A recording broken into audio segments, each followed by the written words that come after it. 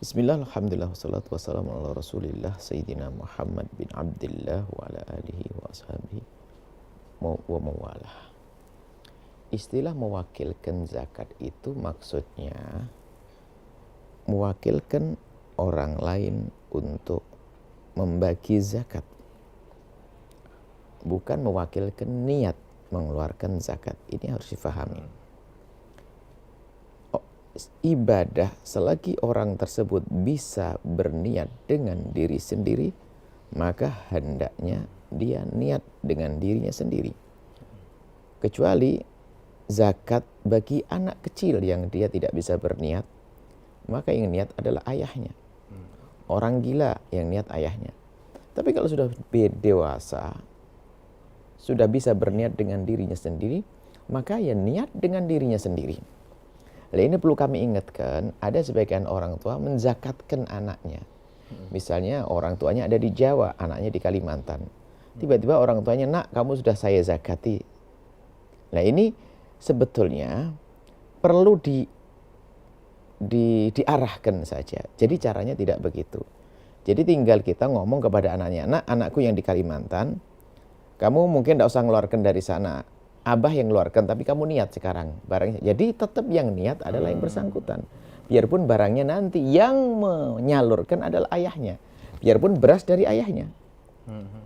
Biasanya orang tua yang anaknya ngekos di kuliah, dibayarin di rumahnya.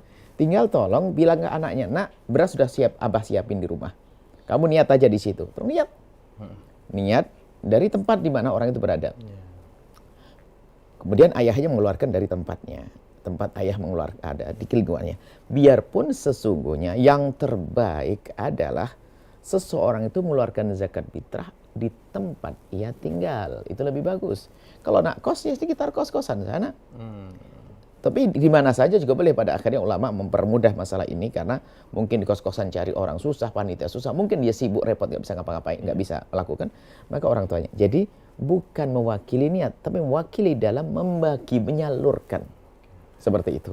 Nah ini jadi kadang-kadang salah pemahaman, dipikir langsung orang tua, kamu sudah zakat tak fitrahi loh ya, nggak bisa. Kamu sudah tak zakati, anaknya belum niat, kamu sudah zakati. Nggak bisa, harus anak itu sendiri niat, karena ini ibadah. Ibadah yang dia bisa dengan sendiri ya melakukan niatnya, seperti itu.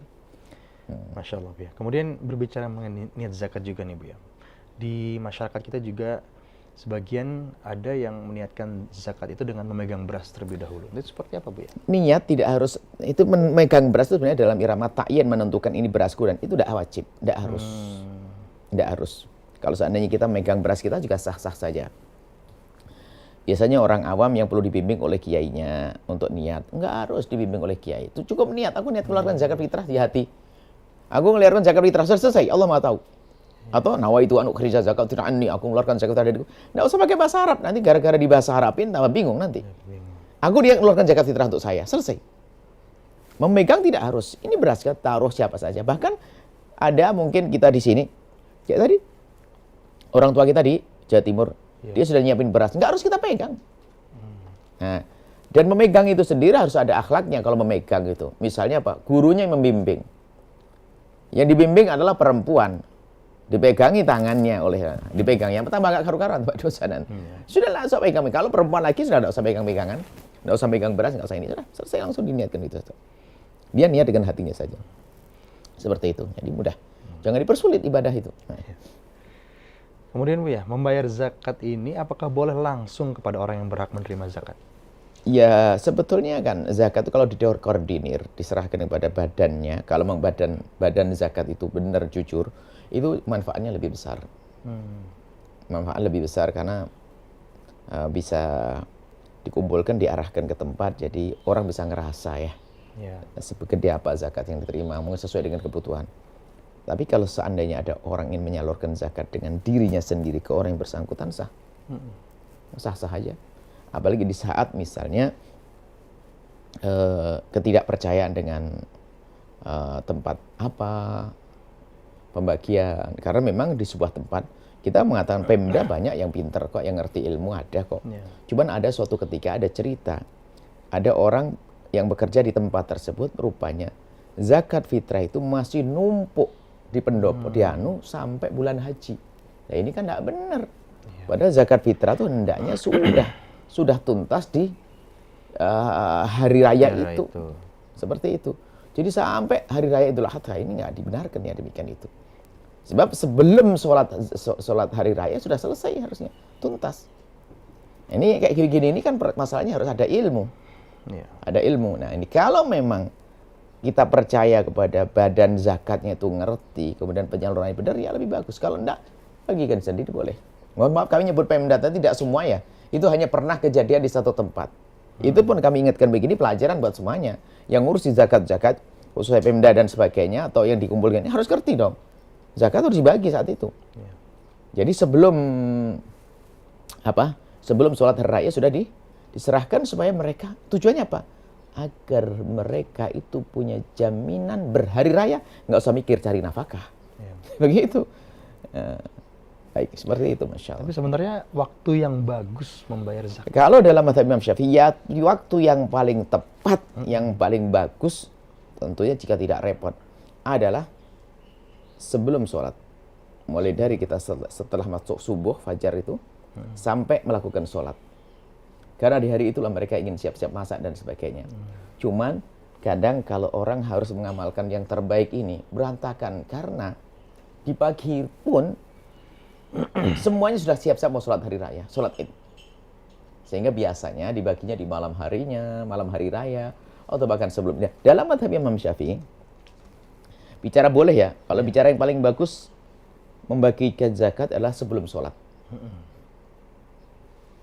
Kalau masalah boleh, asalkan sudah masuk Ramadan dalam mazhab Syafi'i, sudah boleh kita mengeluarkan zakat. Sebab zakat kan dua syaratnya, dia menemukan Ramadan, yang kedua menemukan hari raya. Sudah menemukan salah satu dari dua ini sudah boleh. Jadi kita boleh membayar zakat mulai dari awal Ramadan, 2 Ramadan, 3 Ramadan dalam mazhab Syafi'i. Sebagai mazhab lain enggak, mazhab Malik Hambali adalah 2 hari sebelumnya gitu. Dan itu adalah dalam irama mempermudah biar tidak padat di hari raya tadi. Cuman kalau pengen terbaik adalah yaitu tadi, sebelum melakukan sholat hari raya. Sebetulnya masalah ini adalah mudah, mana yang terbaik saja gitu aja. Mana yang termudah. Dan yang paling manfaat untuk orang fakir itu aja. Kalau orang fakir lebih manfaat adalah kalau kita berikan sebelum atau malam hari raya biar ada jaminan. Sebab orang fakir kalau sudah pagi hari raya juga sibuk juga, mereka juga pengen berhari raya. Jangan-jangan gara-gara semuanya memberikan beras di hari raya paginya, akhirnya mereka bingung, besok dapat nggak saya? Besok dapat nggak ya? Tahu-tahunya nggak dapat kan bingung. Ya seperti itu. Cuman itu waktu yang terbaik disebutkan para ulama seperti itu. Baik. Tadi berbicara mengenai mendapatkan zakat ini boleh nggak double zakat begitu ya? Masalah double nggak ada masalah kalau memang dia orang berhak dan dia fakir. Fakir misalnya dia bahkan 2, 3, 4 nggak ada masalah. Bahkan bisa saja mendapatkan 50 zakat karena semua pada kaya, yang fakir hanya dia saja. Jadi nggak ada masalah. Boleh-boleh saja. Misalnya saya sudah dapat zakat dari, saya sebenarnya ada seorang fakir sudah dapat dari fulan, dapat lagi dari ini, ya sah-sah saja. Maka dari itu, kenapa kok pembagian zakat itu lebih baik kalau seandainya dikoordinir, itu lebih bagus. Karena apa? Biar nggak numpuk.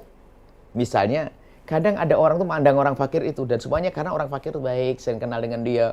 Akhirnya semua orang satu kampung zakat fitrahnya ke sana, yang lain nggak dapat. Kan begitu ya? Karena kan biasanya kita membagi juga ada faktor kedekatan. Secara emosi ya, kita ada kedekatan, mungkin saya sering komunikasi dengan dia. Ya kan? Sehingga saya ngasih zakat ke dia, Firas ke dia, itu ke dia semuanya, numpuk ke satu orang. Ya sah saja secara fikih. Nah, cuman ya itu kalau seandainya dikoordinir, nggak ada numpuk begitu, akan bisa diratakan semuanya akan dapat seperti itu. Insya Allah. Kemudian Bu juga sempat mengatakan zakat itu juga boleh berupa uang gitu ya Bu ya.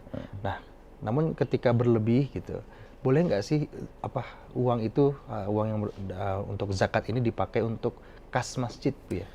Masjid itu bukan tempat untuk meletakkan zakat, bukan asnaf, bukan golongan yang boleh menerima zakat. Ini adalah yang dalam buku Buya yang Buya tulis tentang Kashful Ghummah ya. Itu adalah kami jelaskan dengan rinci pendapat para ulama. Sebagian memasukkan fi sabilillah itu adalah untuk masjid, untuk pondok, untuk orang. Enggak ada, untuk masalih amah. Enggak ada. Jadi kalau sudah itu dibuka nanti kasihan orang fakir. Jadi masjid adalah, ya sekarang logikanya gini, siapa sih yang hendaknya bangun masjid, orang kafir atau orang muslim? Coba Firas, muslim atau kafir? Muslim kan? Muslim. Muslim. Di antara orang muslim yang kaya atau yang melarat? Yang kaya dong. Tapi kenapa duitnya orang melarat kita gunakan untuk bangun masjid? Ya. Itu kan duitnya orang melarat, kasih ke orang melarat. Bukan untuk bangun masjid. Makanya saya keras masalah ini. Sudah bangun masjid, jangan dari duit zakat. Baik zakat mal atau zakat fitrah. Amanah di hadapan Allah. Nggak ada 4 madhab mengatakan nggak boleh semuanya. 4 madhab mengatakan tidak boleh. Dan kita ikut madhab siapa lagi? Itu 4 madhab. Kalau ada orang mutaakhirin mengatakan boleh, itu urusan dia dengan Allah. Kalau saya tidak berani. Pondok Al-Bahjah nggak ada dibangun dari duit zakat. Makanya kami ingatkan, kalau bangun untuk pembangunan pondok pesantren, jangan dari duit zakat. Karena zakat itu amanat untuk orang fakir, miskin yang lebih utama. Di sana banyak orang masih. Kalau memang Anda kekurangan orang fakir, saya tunjukkan orang fakir. Kecuali di sebuah tempat, waduh orangnya sudah pada kaya semuanya, nggak ada lagi. Kecuali masoleh amah, boleh masuk masjid. Karena keadaan semacam itu. Sehingga bisa saja fatwa di Kuwait sana beda dengan fatwa di Indonesia. Mungkin di Kuwait sana orang pada kaya semuanya. Sehingga cari orang fakir susah. Sehingga harus pakai masjid, dibawa kemana-mana. Tapi negeri kita tetangga tuh fakir banyak. Ada orang sakit masuk rumah sakit yang bisa mengobati banyak. Bagaimana kok kita rela? Hati kita di mana nurani kita? Duitnya mereka kita gunakan untuk bangun masjid, untuk bangun pondok Al-Bahjah. Boleh, makanya kita tekankan, awas, jangan dari duit zakat, nggak boleh. Makanya kita ada zakat bukan dimakan santri. Santri tidak boleh makan zakat di sini. Santri diurusi oleh anak. Santri tidak boleh makan zakat. Kemudian tidak boleh bangunan pondok tadi. Ini kami ingatkan penting sekali. Karena ada sebagian orang trader masalah ini. Ngentengin, fisabilillah. Wong zakat itu lihat kalau kita baca ayatnya itu innama itu pembatasan. Hanyalah zakat itu boleh berikan kepada ini. Innama pembatasan. Contohnya sampai fisabilillah diperlebar lagi. Ini kan aja zalim. Zalim. Kami tulis dalam satu buku, mohon dilihat itu. Dan juga ini kami sangat bangga waktu itu dengan MUI dan Lazis Kabupaten Cirebon.